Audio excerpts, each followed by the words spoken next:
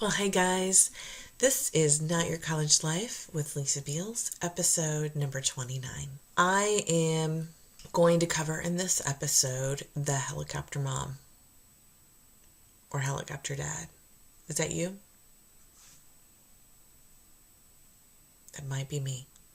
Welcome back to Not Your College Life. I'm Lesa Beals, your host.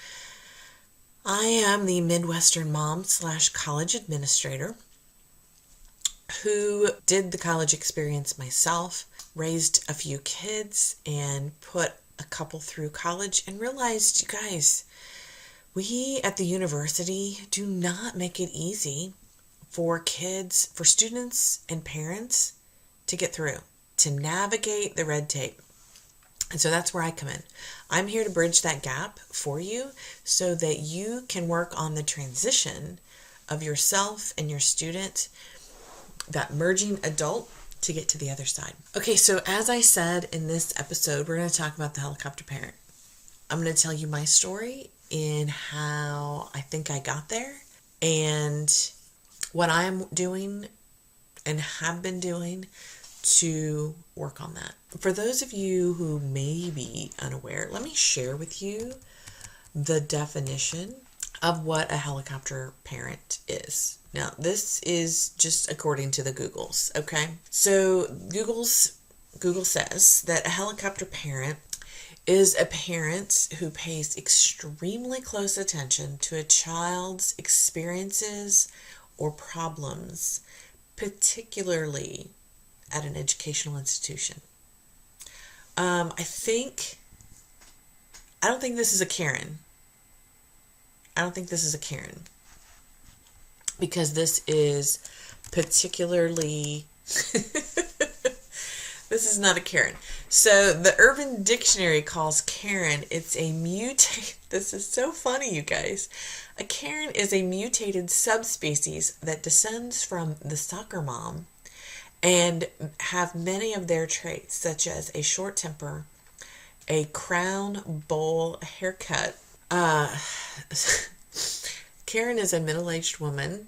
Karen is a middle-aged woman who makes the solutions to others' problems an inconvenience for her, even though she isn't even remotely affected. So an example is, she's going to sue the local city council after they installed a new stop sign that hides the sun from her window for 2 minutes a day.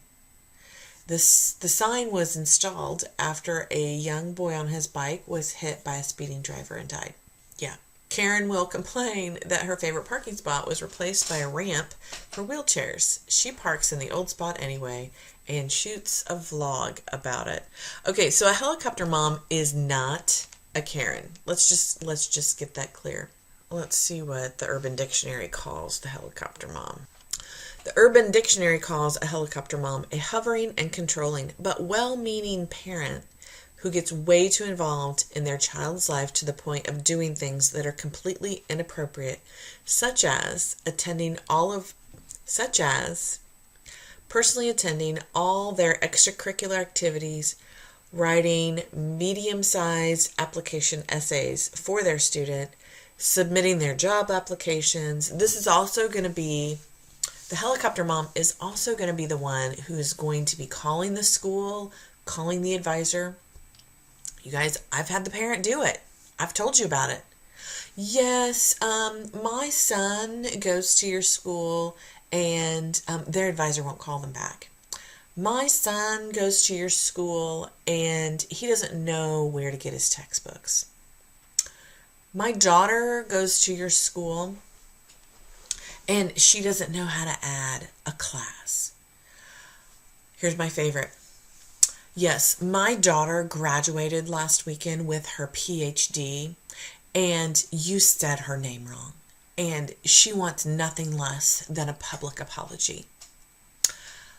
Okay, tell me, did she give us her phonetic pronunciation by the deadline so that we knew how to pronounce her uniquely spelled first name?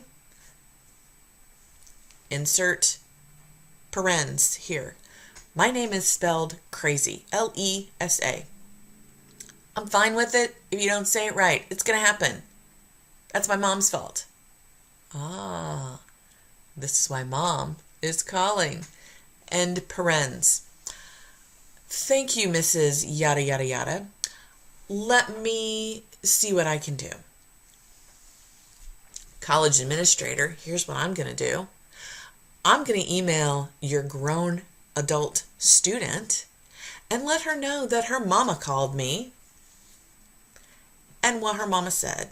I will offer my apology to the student and remind her that had she provided a phonetic pronunciation for us, we might have said her name correctly, or if she had responded to the 3 emails or phone calls that our public orators sent her asking how to say her name, we might not have hacked it. Heart you. Okay, that was a lot of tongue-in-cheek. But that's a helicopter mom, you guys. I had so little patience with the helicopter moms. Now, I say that, but I am a very, I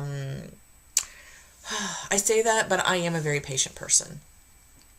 I made the mistake when I was younger, and I prayed to God and said, Dear Lord, I think I need to work on my patience. And if those of you have ever asked the good Lord for something, you know what is coming.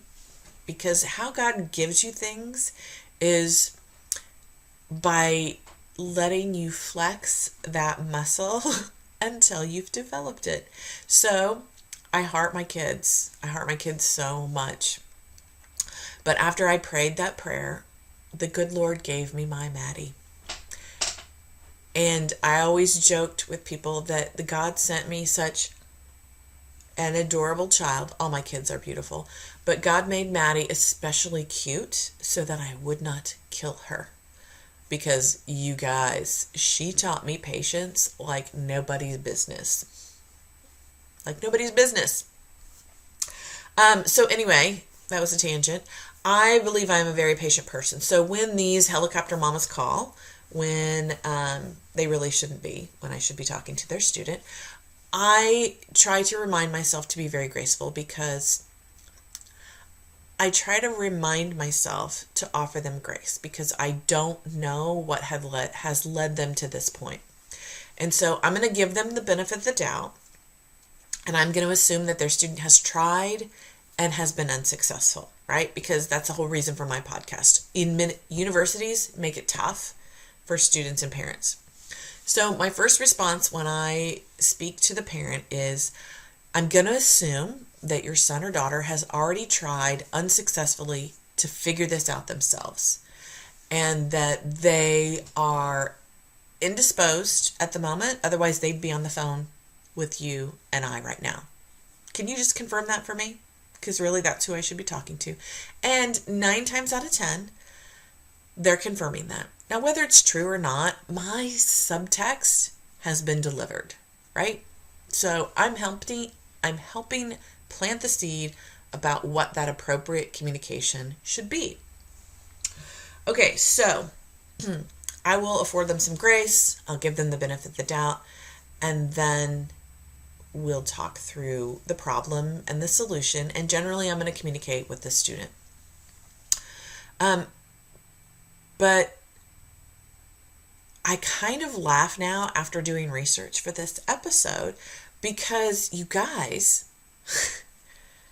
what's that saying? When you're pointing the finger at someone else, you've got 3 other fingers pointing right back at you. That was like face palm for me. I'm a helicopter parent and I didn't even know it. I didn't know it. I am 50. I'm 51 years old, you guys, and I just had that realization when I'm not today's years old, but this week years old. How did I learn that? Well, doing research for this podcast, and looking at all the examples in my own work life of what I call helicopter moms. And I just had a conversation with my kids. And my kids really didn't know what the helicopter parent was. So when I talked to, especially my oldest, I talked to her most recently and I said, do you think this was me? Well, what is that, Mom? So I shared with her, the descriptions that I shared with you guys. And she said, okay, so I'm going to be really honest with you. And I'm going to say, yeah, probably.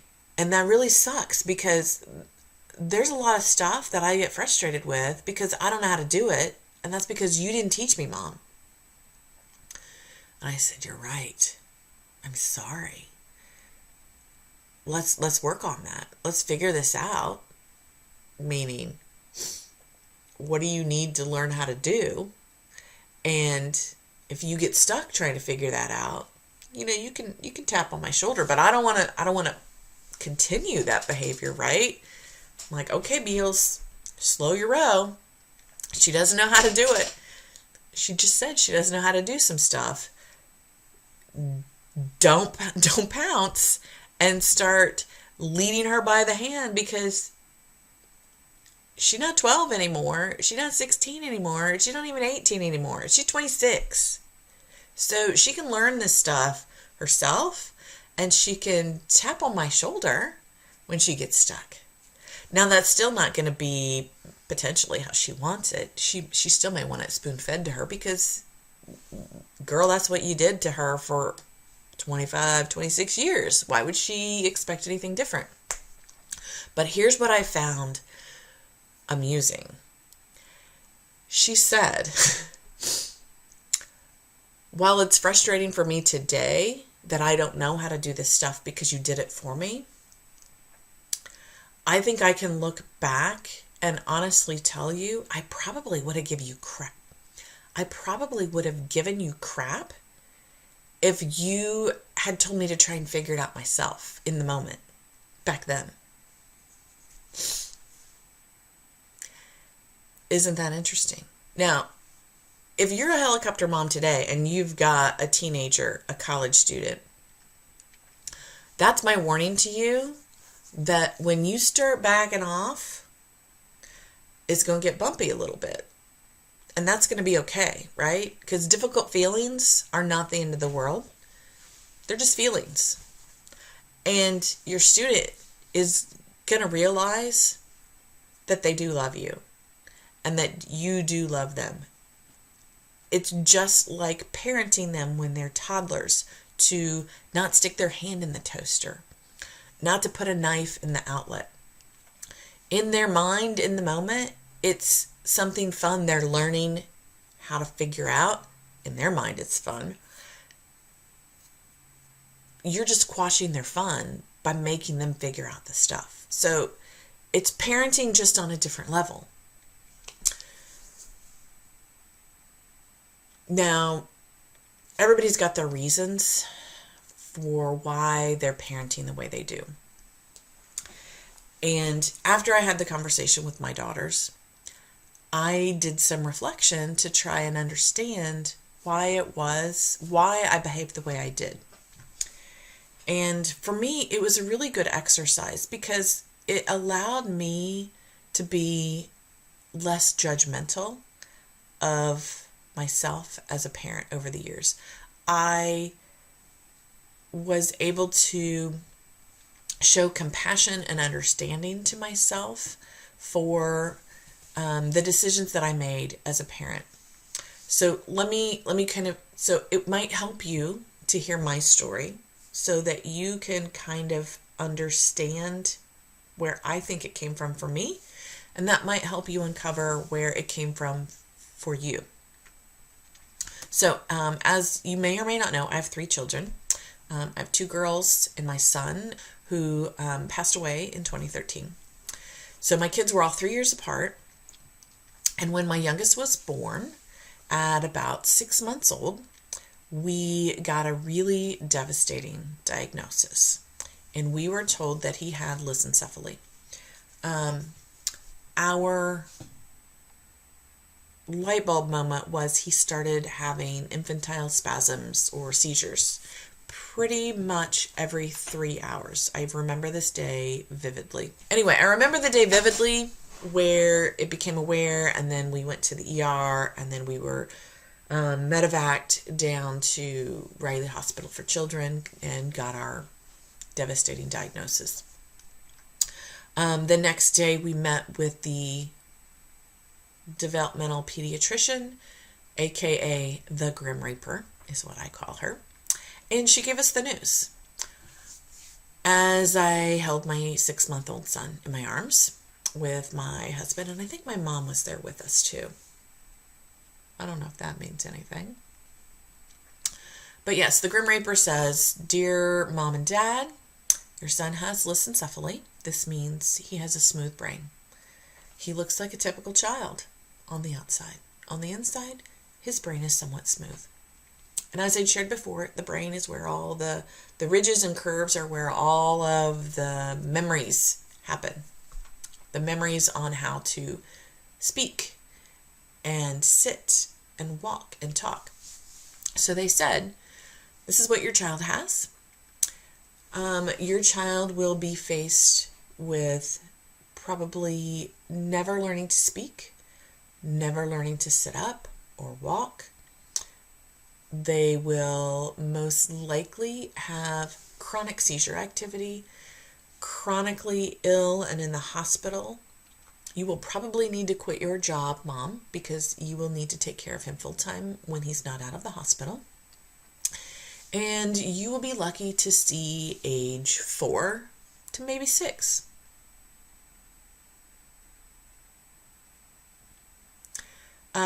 If there was ever a time where this descriptor is appropriate, it's here.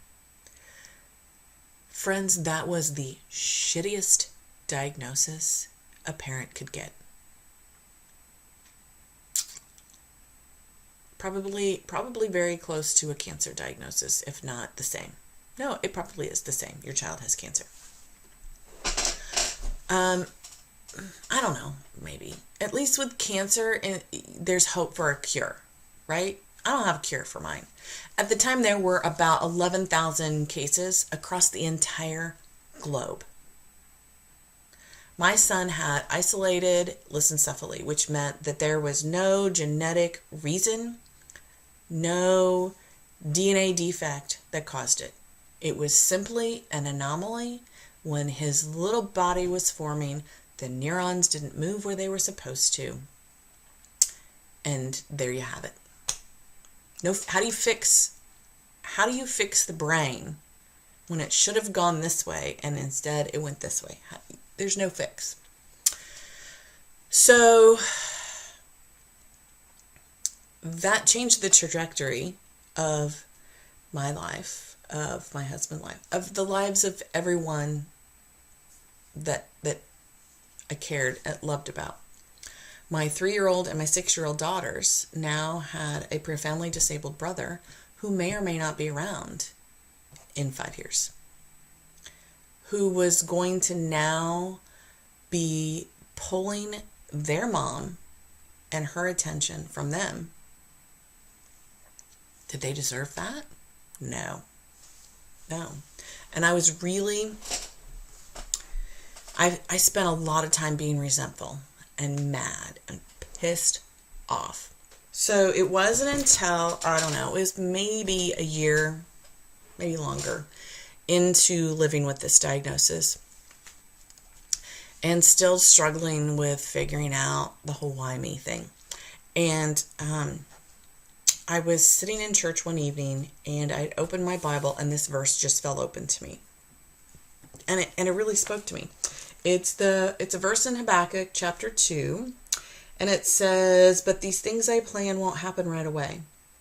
Slowly, steadily, surely, the time approaches when the vision will be fulfilled. If it seems slow, wait patiently, for it will surely take place."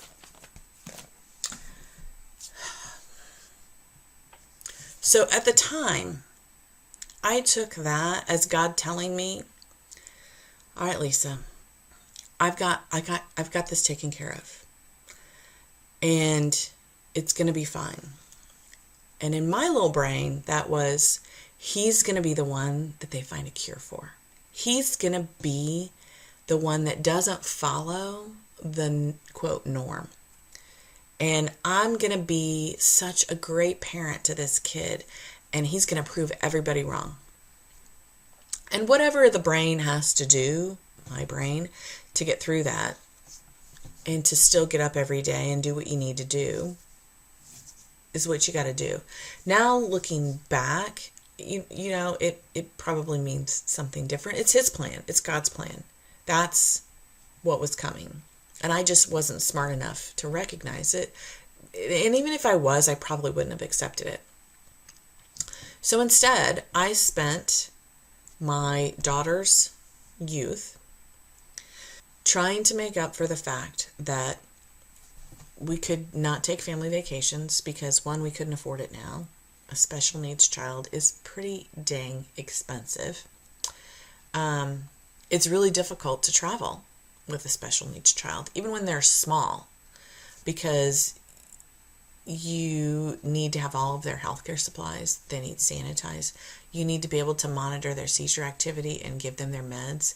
When they don't take food orally, you've got to worry about the feeding tube and where are you going to go if you have an emergency. And when you have a really unique diagnosis, you're running a risk when you go out into the sticks, or even when you travel in a populated area. They're not going to understand your son's diagnosis. They're not. You can't go hiking because hashtag wheelchairs won't go hiking. It's tough to go swimming because one of us is going to sit on the beach with him because he doesn't float, he doesn't swim, and then it's going to be hot. And is that fair to him? So family vacations were kind of poo-pooed. We did take a second out on the house, and we installed an in-ground pool to see if that might kind of soften the blow a little bit. But these girls had to deal with the judgment and looks, etc., that come with having a brother come to school in a wheelchair. They had to deal with witnessing him have seizures regularly and learning to normalizing that in their home. They had to learn how to tube feed. They had to help change his diapers. They had to, they learned at a very young age to put his care above their own, his needs above their own. Once they hit high school, they had to take turns in the summers hanging out with their brother at home instead of hanging out with their friends.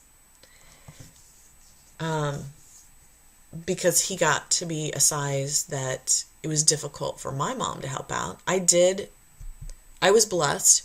He was not chronically ill. So I was blessed in that I was able to return to work part-time.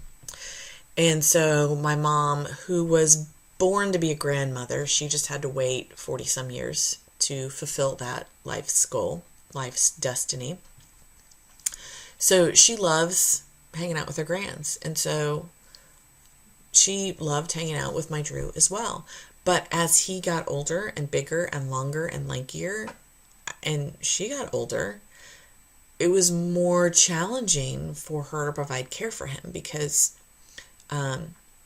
it's one thing to have him on the floor and rolling around and taking care of him there, but that meant she couldn't go anywhere because she couldn't pick him up off the ground and transfer him to her car and then back out.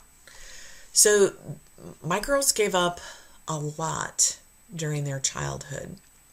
And there was a lot to say. Because of having a special needs brother, they, without their own choice, gave up a lot growing up. And so mama here, I'm going to do my best to make up for that.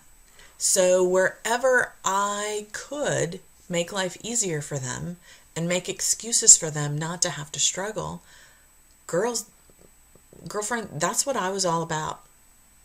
Did I realize it at the time?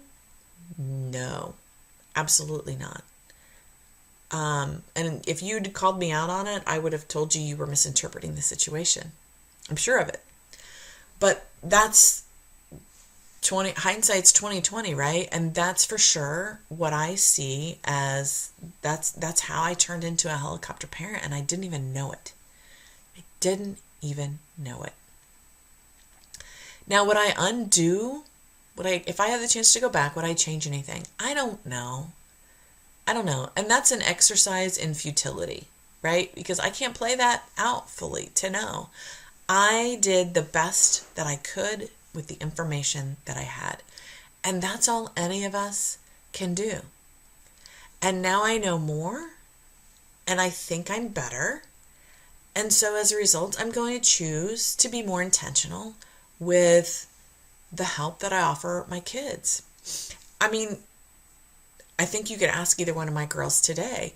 If they want something and they know it's a stretch of an ask, they're going to call me and not their dad. Because their dad will not bat an eye about saying no, because he can easily identify the ridiculous request and that you can do that for yourself or you can buy that for yourself. Versus me, who is still the recovering helicopter mom, who has a really hard time disappointing my girls when they ask me for something. And I see now that's got some deep rooted reasons behind it. And that's work for me, which is eventually going to turn into work for them, because I'm learning to say no. I'm learning to say, why don't you try yourself? And if you get stuck, then you can ask me. I'm learning that. So that's my advice for you, is you don't know what you don't know. So I'm going to ask you first to have a conversation with your student and ask them, here's what a helicopter parent is. Is that me? Am I guilty? And I'm not asking you to do this to judge yourself. I'm asking you to do this to inform yourself. Talk to your kiddo. What do they have to say? And then no matter what they say, because remember, my daughter said in the moment, she really appreciated, and maybe she did. She expected, and so they may have a little like, where's this going? And they may give you the answer you think you want to hear, so that they keep getting, they continue to be on the receiving end of this. So just, consider that when you get your answer for them. I still want you to ask them so that they become aware that you're aware. And then I want you to do your own homework. I want you to spend some quiet time just reflecting about your past and how the time that you raised your kids or kid. What are the pieces of your life that might have pushed you into more of a helicopter role? And then just be okay with it. Remind yourself you were doing the best you could with the information that you had. But then I want you to be very intentional about deciding, what do I want to do going forward? Is this behavior still serving myself and my student in the long run? Am I creating a dependency on me that they really don't need? Those are hard questions, aren't they? Here's the good news. Y'all are going to be fine, no matter what. You will. Well, that was an interesting episode. You guys, I hope this was helpful. From one recovering helicopter mom to maybe another. I wish you only the best. If you need any help kind of reflecting back, because it's hard. It can be hard. Message me. Shoot me an email. I'm at Lesa@LesaBeals.com, or I'm on Facebook and Instagram at Not Your College Life with Lesa Beals. Send me a message. I'm here to support you through this. It fills me up when I can help other people. Genuinely. That's my jam. That's where I get my reason It fills me up. Honestly, you guys, it fills me up helping other people. That's probably another part of my problem with helicoptering is it fills me up to help others. And when you're a stay-at-home mom working only part-time with a special needs kid, the only people around to help are your kids. So if this was helpful, please share with another friend that you think could benefit from hearing this message. Go and follow me on social media if you don't already. I share some really good articles that I come across that I think will help you and your kiddo on this journey. And go give me a review, pretty please, with sugar on top. Whatever podcast app you use to listen to this on, whether it's iTunes or Stitcher or Google Podcasts, whatever, do me a favor, take a few minutes, pretty please, give me a review. Let me know. The good reviews are helpful because it boosts my rankings so others can learn and benefit from the information I'm sharing. And if it's not a good review, I do expect feedback. If you're not going to give me 5 stars, I want some commentary why, so that I can make it better. I want to make it better, honestly. Okay, you guys, until next week, take care. And remember, this is not your college life. This is your students.